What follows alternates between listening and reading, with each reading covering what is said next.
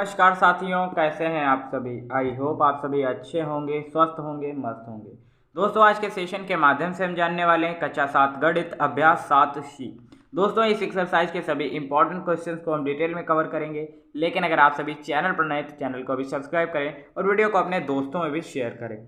चलिए करते हैं एक्सरसाइज के क्वेश्चन। और पहला क्वेश्चन यहाँ पर क्या दिया गया, यहाँ पर पहला क्वेश्चन दिया गया, वह राशि ज्ञात कीजिए जिसका 35% आपको निकालना है। ठीक है, 280 के बराबर है। कैसे करेंगे चलिए देखते हैं। देखिए, वह राशि हमने मान लिया, माना वह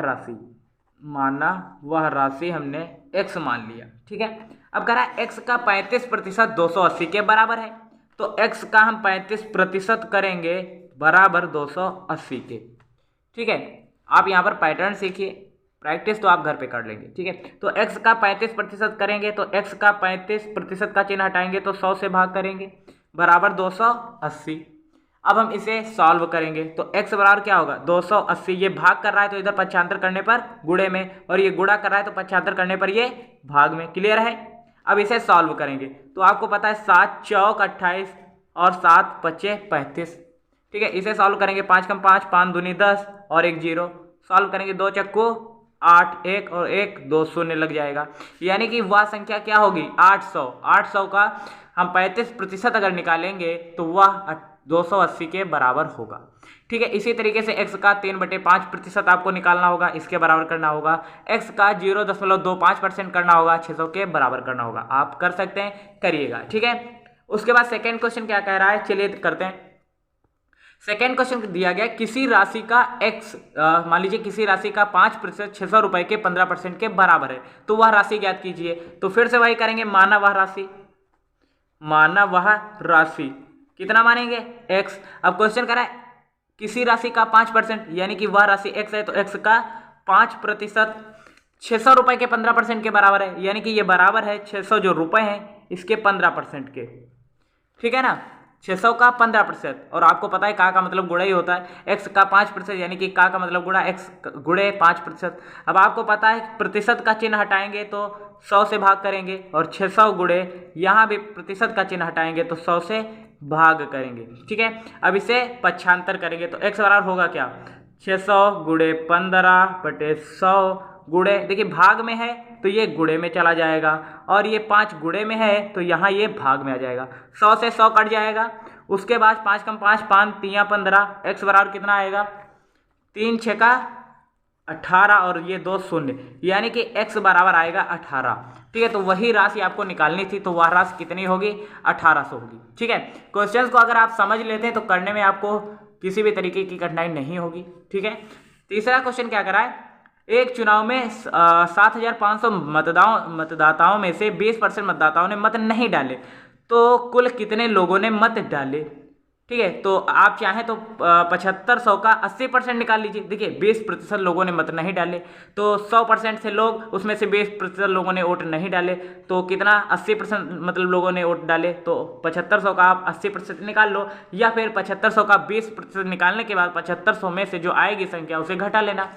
तो चाहे जैसे आप करें कर लेंगे। ठीक है, तो मतदाताओं की संख्या कितनी थी, मतदाताओं की संख्या यहां पर 7500 है। 20% लोगों ने मत नहीं डाले, तो जितने मत पड़े उनकी संख्या आपको निकालनी है। ठीक है, तो 7500 का आप 20% पहले निकाल लीजिए बटे 100। ठीक है, 2 शून्य से 2 शून्य कटेंगे, 0 से 2 शून्य कटेंगे। ठीक है, अब होगा क्या 75 दूना 150 होगा और 2 शून्य। ठीक है, अब 1500 लोगों ने तो मत नहीं डाले और पूरी जनसंख्या 7500 थी, तो 7500 में से 1500 घटाएंगे तो कितना आएगा 6000।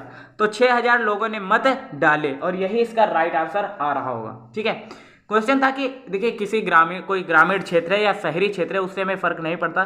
क्वेश्चन कर रहा था मतदाताओं की संख्या 7500 है, उसमें से 20% लोगों ने मत नहीं डाले, तो 7500 का 20% निकालेंगे, जो आएगा वो उन लोगों की संख्या होगी जो इन्होंने मत नहीं दिए। ठीक है, अब इसने में से इतना घटा लेंगे तो जो निकल कर आएगी संख्या उतने लोगों ने यानी कि मत डाले, तो वही आपका राइट आंसर आएगा, क्योंकि मतदान में कितने लोगों ने मत दिया उन्हीं की संख्या तो हमें निकालनी थी, तो 6000 इसका राइट आंसर आ रहा होगा। आप चाहें तो 7500 का अगर 80% निकाल लेते तब भी आपको डायरेक्ट आंसर मिल जाता 6000, तब आपको डायरेक्ट उत्तर 6000 मिल जाता, ठीक है ना।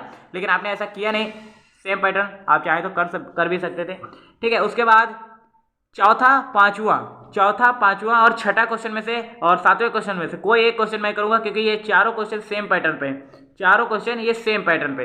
तो चलिए चौथा क्वेश्चन हम करेंगे, बाकी ये 3 क्वेश्चन आप खुद से ट्राई करिएगा। क्वेश्चन कह रहा है 40% कैल्शियम, 12% कार्बन, 48% ऑक्सीजन 1 किलोग्राम खड़िया में प्रत्येक की मात्रा ग्राम में बताइए, ठीक है। तो इन सभी में से कोई एक क्वेश्चन मैं करूंगा, बाकी क्वेश्चन आप सभी करेंगे। तो कैल्शियम दिया गया है, आप कुछ इस तरीके से लिखेंगे, ठीक है। यहां पर दिया है कैल्शियम की मात्रा कितनी दी गई है, कैल्शियम यहां पर दिया गया है 40%, कार्बन कितना दिया गया है 12%, ऑक्सीजन कितना दिया गया है 48%, ठीक है। अब 1 किलोग्राम खड़िया है, कितनी है 1 किलोग्राम खड़िया, 1 किलोग्राम खड़िया में कैल्शियम 40% है, कार्बन 12% है, ऑक्सीजन 48% है, तो प्रत्येक की मात्रा ग्राम में बताइए। प्रत्येक की मात्रा ग्राम में बताना है, तो आपको पता है 1 किलोग्राम में कितने ग्राम होते हैं 1000 ग्राम होते हैं, इतनी बात क्लियर है। 1 किलोग्राम में 1000 ग्राम होते हैं, उसमें 40% है कैल्शियम, तो 1000 का 40% निकालेंगे, 1000 का 40%, तो कैल्शियम की मात्रा हमें पता चल जाएगी कितनी यहाँ पर है 1000 ग्राम में 40% कैल्शियम उपस्थित है। तो 1000 का 40% करेंगे तो प्रतिशत का चिन्ह हटाएंगे, तो यहाँ पर 100 से भाग करेंगे तो 2 शून्य से 2 शून्य कटेंगे, यानी कि 40 की 10 से गुणा करेंगे, यानी कि 400 आएगा। तो 400 ग्राम क्या उपस्थित है कैल्शियम उपस्थित है। कार्बन का 12% निकालेंगे 1000 में, तो 12 से गुणा करेंगे और 100 से भाग करेंगे, क्योंकि प्रतिशत का चिन्ह हटाएंगे तो 100 से भाग करेंगे, 2 शून्य से 2 शून्य कटेगा, यानी कि 120 ग्राम क्या आएगा इसमें 120 ग्राम होगा कार्बन। ऑक्सीजन का निकालना है तो उसी प्रकार ऑक्सीजन 48% है, तो 1000 का 48% करेंगे, यानी कि प्रतिशत का चिन्ह हटाएंगे तो 100 से भाग करेंगे, 2 शून्य से 2 शून्य कटा, यानी कि 480 ग्राम क्या होगा 480 ग्राम होगा ऑक्सीजन।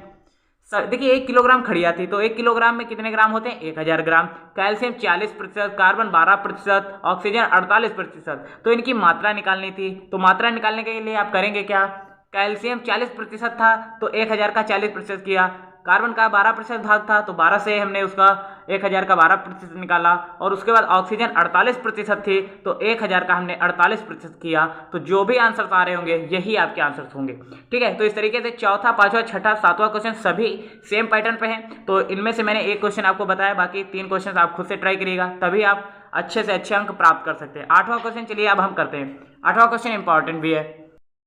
क्वेश्चन क्या करा है, एक गांव की आबादी 4000 है, इनमें से 500 लोग दूषित जल के प्रयोग से पीलिया रोग से पीड़ित हैं, तो गांव में पीलिया रोग से कितने प्रतिशत लोग पीड़ित हैं।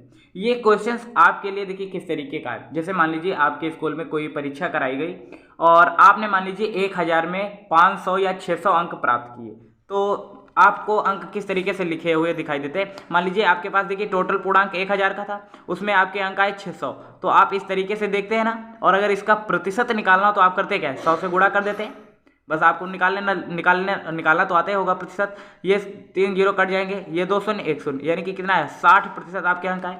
सेम पैटर्न पर ये क्वेश्चन होगा। गाँव की आबादी कितनी है 4000 है, तो टोटल आबादी को हम नीचे हर में लिखेंगे। उसके बाद कह रहा है 500 लोग दूषित जल पीने के प्रयोग से पीलिया रोग से ग्रसित है, तो 500 को अंश में लिखेंगे। इसका प्रतिशत निकालना है तो 100 से गुणा करेंगे, 3 शून्य कट जाएंगे, 2 शून्य यहाँ 1 शून्य यहाँ। अब इसे सॉल्व करेंगे तो कितना आएगा 4 एकम 4, उसके बाद 2 बचेगा, 1 बचेगा, तो 4 दूनी 8, 4 पंचे 20, यानी कि 12.5%। आपको करना क्या है, देखिए आपके विद्यालय में मान लीजिए कोई परीक्षा अगर कराई जाती है, 20 अंक का पूर्णांक है, तो 20 में अगर आपने कितने अंक प्राप्त किए 8, तो आप इसी तरीके से देखते हैं ना, जितना का पूर्णांक होता है उसे हर में लिखते हैं और जितने अंक अर्जित करते हैं उसे अंश में लिखते हैं। अगर इसका प्रतिशत निकालना हो तो आपको 100 से गुणा करना होता है, 20 कम 20, 20 पंचे 100, यानी कि 8 40% आपने अंक प्राप्त किए। सेम पैटर्न पर यह क्वेश्चन होगा। गांव की आबादी 4000 है, दूषित जल पीने से 500 लोग बीमार हो जाते हैं, प्रतिशत इनका निकालना है, तो 4000 टोटल लोग थे, 500 बीमार हुए, इसका प्रतिशत निकालना है, 100 से गुणा करेंगे, 2 शून्य से 2 शून्य कटेगा, 1 शून्य से ये शून्य कटेगा, भाग करेंगे, 4 एकम 4, 4 दूनी 8, 4 पंचे 20, यानी कि 12.5% इसका राइट आंसर आ रहा होगा। इस तरीके से क्वेश्चंस को करना होता है। अगर आप थोड़ा सा दिमाग या कॉमन सेंस यूज करते हैं तो क्वेश्चंस कुछ कठिन है नहीं, बस आपको थोड़ा सा दिमाग लगाने की आवश्यकता है। ये क्लास कैसे लगी आप सभी मुझे कमेंट बताइएगा। मिलते हैं नेक्स्ट अमेजिंग वीडियो के साथ, तब तक लीजिए नमस्कार। देखते रहिए एसएस लाइफ टाइम।